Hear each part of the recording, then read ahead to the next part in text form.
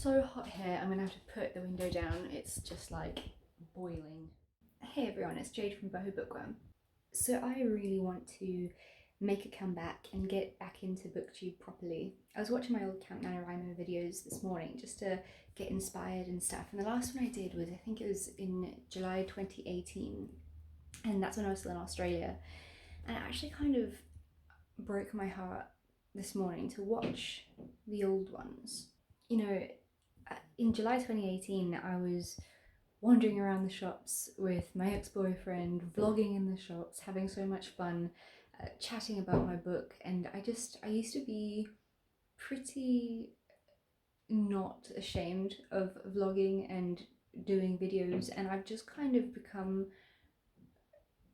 quite shy with it lately, and it's made my videos dwindle down, and I don't do it much anymore at all. Like, I've just got this big internal struggle of filming whenever there's anyone else around me, and obviously with lockdown that's been all the time now that I'm sleeping on the sofa and just hanging out at someone else's house.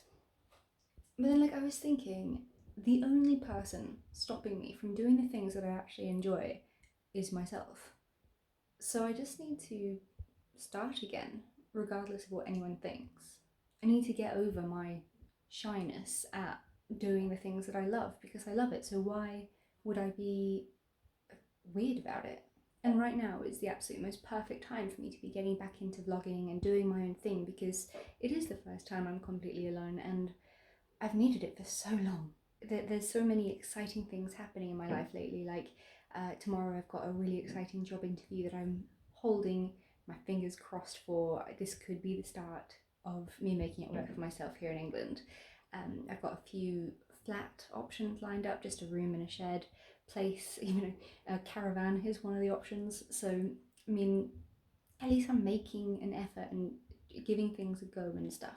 So with all of that, why not just get back into vlogging and YouTube and doing all the things I used to do? And now that like I said, my other book's finished, I need to start a new project, and I've got an idea, so here we go. Camp Nanowrimo. Hopefully this will be my comeback. I'm filming in the kitchen today again. It's almost time to start cooking dinner. I was going to do like a veggie stew tonight, but then I decided no. I've been really good at cutting out carbs lately and just being a bit healthier, so tonight I'm going to spoil myself and make a big pasta, like a one pot pasta thing with lots of veggies. So I'm going to chat about something quite important to me while I do a bit of cooking. And what I'm going to be chatting to you about today is Camp Nanowrimo.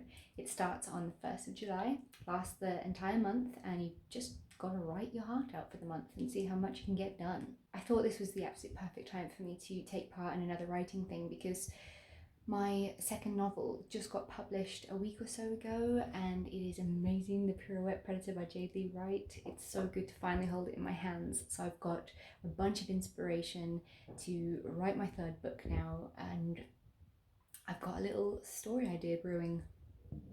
Alright, so while I chat about my new book, I'm going to just be chopping up some garlic and an onion for my little pasta that I'm busy making.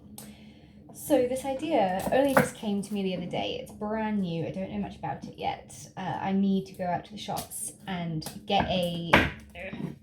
Oh shit, that's off.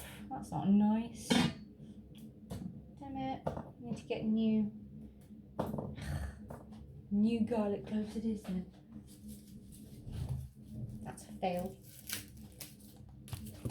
Anyway, I need to go to the shops and I need to get some notebooks so I can start properly writing things down. At the moment it's all just on my phone, but what I want it to kind of be about, like, I've always had this massive idea in my head of writing a story about a husband that wants to kill his wife, but I've written quite a lot of it. I think I've got like 30,000 words into this bloody book, and every time I start to write it again, something really bad happens in my life. And so I've dubbed it like the cursed book, and I'm too petrified to freaking touch it when things seem to finally be looking up in my life for once. So I'm going to take that kind of a concept but create something completely different.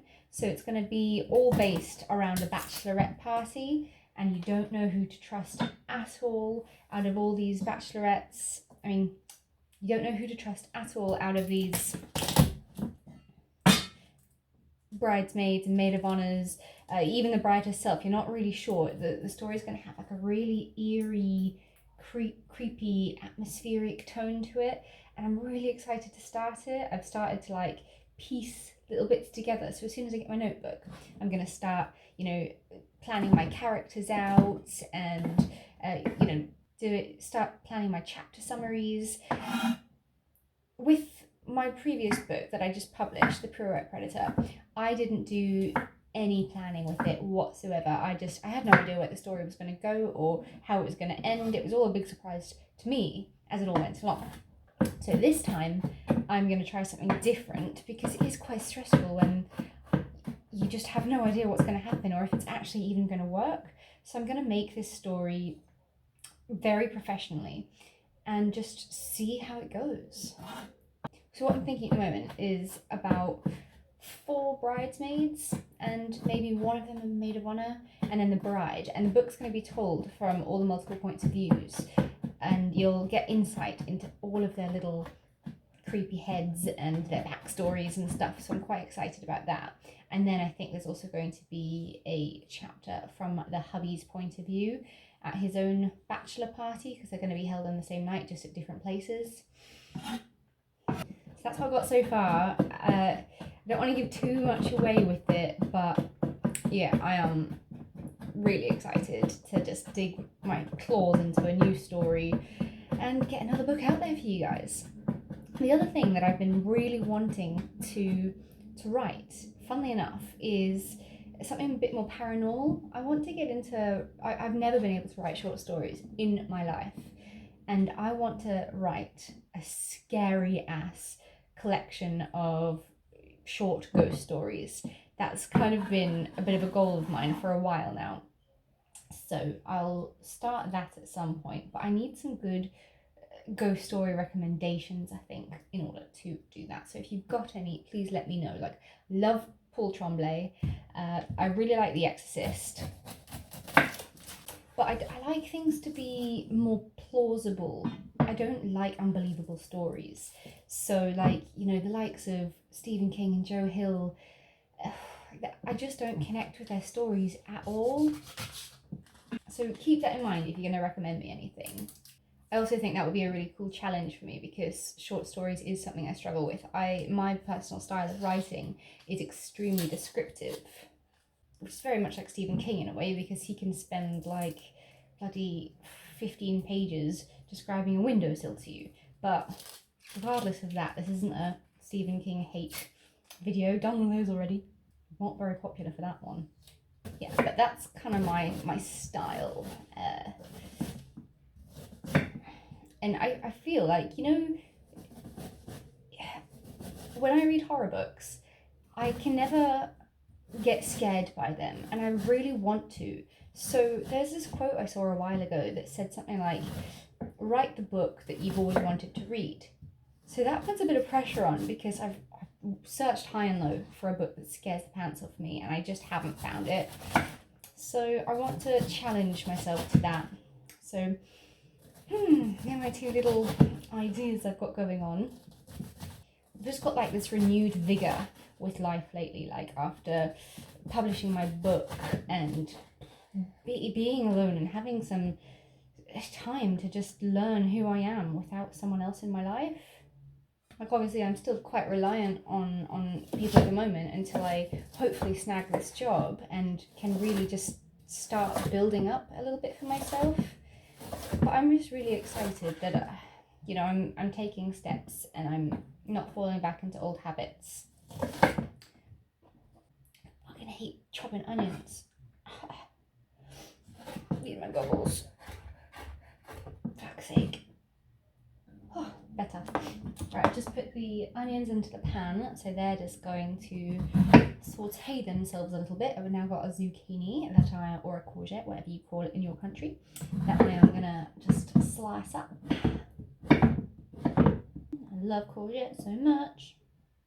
Let me know if you're taking part in Nanowrimo this year and what genre your project is. If you've been sorted into a house, I think you get houses. I I always forget to, you know, check in with Nanowrimo and Count Nanowrimo and stuff. I just kind of do my own thing and kind of give up on updating things, but I know it's like a bit of a competition and a bit of fun to get involved with. And like I said, like I want to make a comeback and just get involved with the community again and find my place with everyone again like I used to. I used to have such a passion for this kind of stuff, and it's just gone away for a while, and I need to get it back because it's a part of who I am, a part of who I was before I started just giving my entire life up for men that just end up fucking me over and lying to me and going on Tinder for the entire time and lying and cheating and just being aggressive man whores. Sorry, not sorry. Tell you. I've just decided that I'm going to be unapologetically me from this point on. I'm going to do what I love, say what I think, give shit to those that quite frankly deserve it, and enjoy my life that I deserve now. I'm not going to make any more stupid decisions. I know 2020 is a little bit of a write-off, but this is now my time to focus on me, get my shit together, write some awesome books, take my life back. So just added some zucchini. I might actually add a little bit more. I've got loads of veggies in the fridge that I need to use up. Let this cook for about 11 minutes, maybe, we'll see. Okay, while that cooks, I'm just gonna prepare some broccoli to chuck in there a little bit later. It's my last bit of chopping for this dish. This dish is like so easy and hardly any washing up required, so it's like one of my favourites.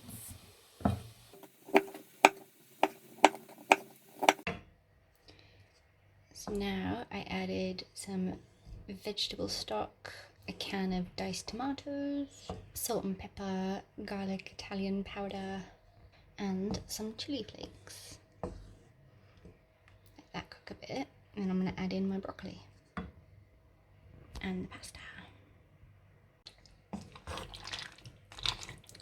Stir that all together.